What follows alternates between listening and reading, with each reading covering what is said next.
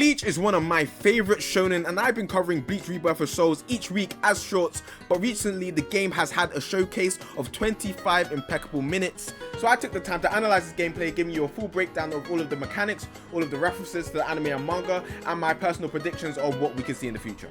Alright, let's go. I'm gonna start off with Yoruichi versus Ichigo because the people actually kinda know what they're doing, which is nice. And the rest of the gameplay felt like the dev just said to the voice actors, you know, move lists, we don't need that. Figure it out for yourself. But to be fair, that's exactly what I'm gonna do. Okay, so we start off with a sweeping shot of the stage, and this game continues to impress with its visuals. The way the background is kind of realistic yet stylized makes it work so well with the characters. It's amazing. That being said, I don't know where we are. This is one of the only parts of the gameplay that I'm stumped on. And it's literally the first gameplay clip. What the... I'm trying to give you the good information here, and this stupid stage is messing me up. It doesn't really match anything in the show. Most likely a field in Soul Society, maybe the battle versus Aizen, maybe Yoruichi versus Soifon. Honestly, I don't know. Some help, please. But the gameplay starts and we see Anken, which is Yoruichi's signature move. It doesn't combo, but it is plus on hit. We see a light attack auto combo into flash step. Flash step uses a bar of reverse meter. We'll explain that a bit more later. And then finishing off with a heavy combo. Just so you guys know, there are light, heavy and super armored attacks. The light attacks build a lot of meter but does relatively low damage. Strong attacks are the opposite, doing a lot of damage but gaining less meter. And strong attacks, or flash attacks as called by on the official website, can be indicated by the colourful streak left behind them. And super armored attacks obviously have super armor, but they cannot be followed up directly with a light, heavy or even another super armor attack. Also here, I think we are seeing the fact that you can hold your strong attacks, and then after we see a perfect dodge which leads to a cold animation and then a combo. The next notable thing we see is Ichigo's special reverse action. Now, as seen on the game's official website, there are 3 reverse actions: white, yellow and blue. White increases your EX meter and also recovers health. Yellow extends your combo and also increases your EX meter as well. And then blue breaks a combo done onto you and recovers your guard meter. When Ichigo does reverse action, however, not only does it increase his overall stats, but it also allows him to take off an extra stock off your opponent when doing the Kikon move. Okay, and before we go any further, let's talk about stocks, lives, Konpaku, whatever. You start with 9 lives, and the ones which are orange indicate the max amount of stocks you can take off of your opponent. So at the start of the game, your max is 3. Okay, so how do you actually take away these stocks? Well, you deplete their health completely and then your character automatically does their super, which takes away 3. However, you can activate your super early if your opponent is below 30%. This is indicated when their health bar turns red. And once all of those conditions are met, what you'll need to do is use the red super armor move, which we talked about earlier, in order to give you a window of opportunity to hit your super early, which is the whole now or never thing. This will give you an advantage of taking the opponent's lives faster, with the downside of taking 1 less life than usual. So if you're in your base form and you do this, you'll only take away 2. So the orange indicates the max amount of lives you can take, and then when you enter Bankai, you can take up to 4 lives, indicated again by the orange. And speaking of Bankai, we see Ichigo go into his, and we see it's actually invulnerable, which I'm not sure about, since why would you ever not go into Bankai? You know, it kind of takes away the decision from the player, which most times isn't good, but we get to see both of their awakenings and it looks great. Another thing to note about the awakenings is that you get an extra bar of reverse meter when you enter it.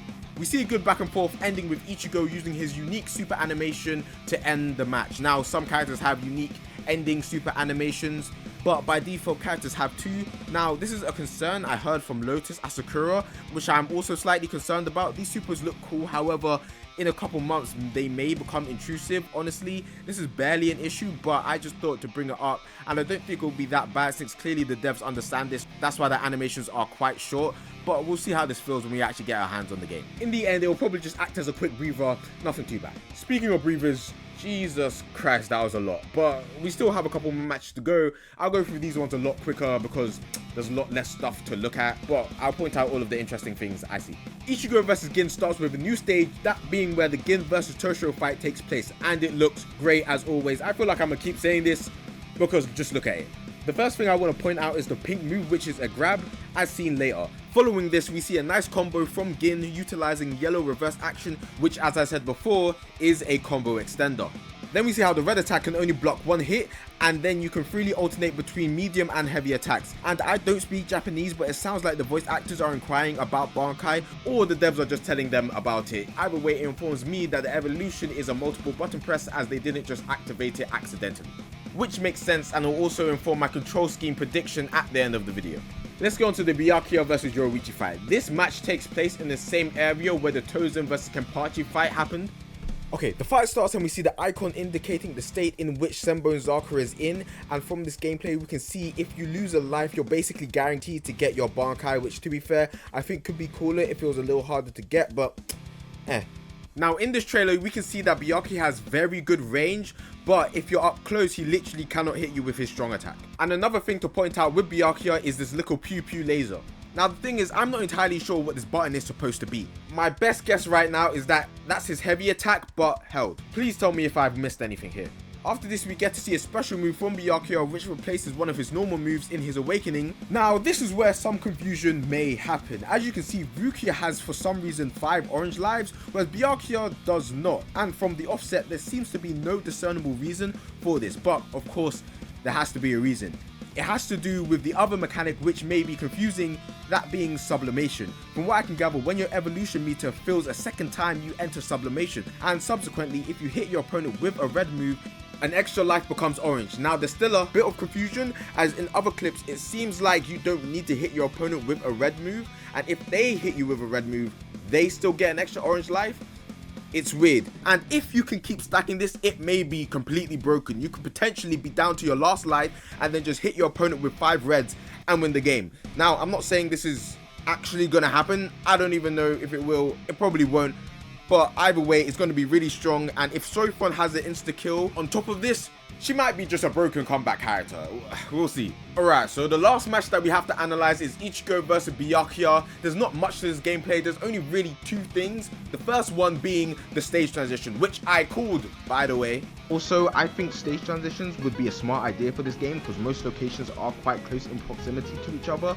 Like, there's only a handful of places where the show actually takes place. Yeah man, I just do this. This is what I do in my spare time. But on that note, before finishing this gameplay, let's talk about the stages real quick. We literally got 3 extra stages in this gameplay showcase alone. And just look at all of the stages we've got.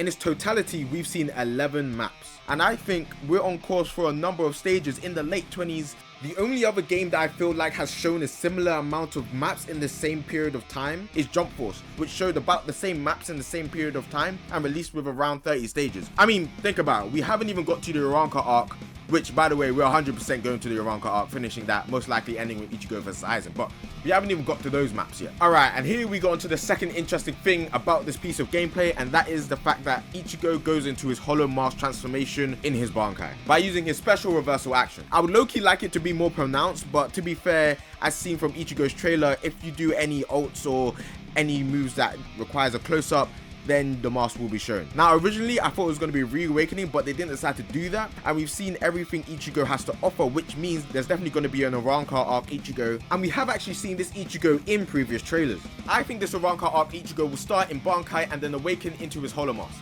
As we can see here, this is his awakening animation, and here is probably his super. And potentially we can see this Ichigo having a reawakening, that being Vasalorde, and if they really want to be cool, they'll have the condition be that you need to die first and then activate it. We'll see. But I don't think these 2 are going to be the only Ichigos in the game. I think in total we're going to have 3.5 Ichigos.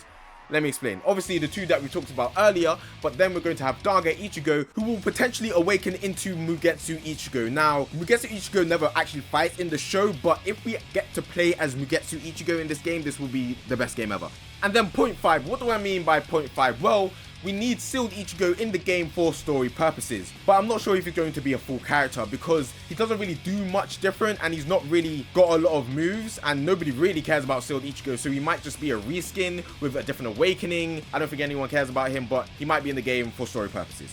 And yeah, that's pretty much it. Right now, I'm putting on the screen what I think the button layout for the game will be. This game, along with Sparking Zero, is definitely going to save anime games. If you want to watch my roster prediction, that was my last video and it's kind of shaping up to be not too far from the truth. You can also look at my shorts going over every single character. I've got a Rongiku short out already. This is not an anime game channel. This channel breaks down and predicts and theorizes on anime in general, not just the games.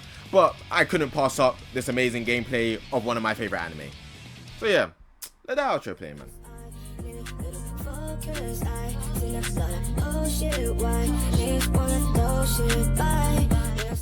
Go away, 'cause you so sorry. You so sorry, love you so sorry, love you so sorry, love you so sorry, love you so sorry, love you so sorry.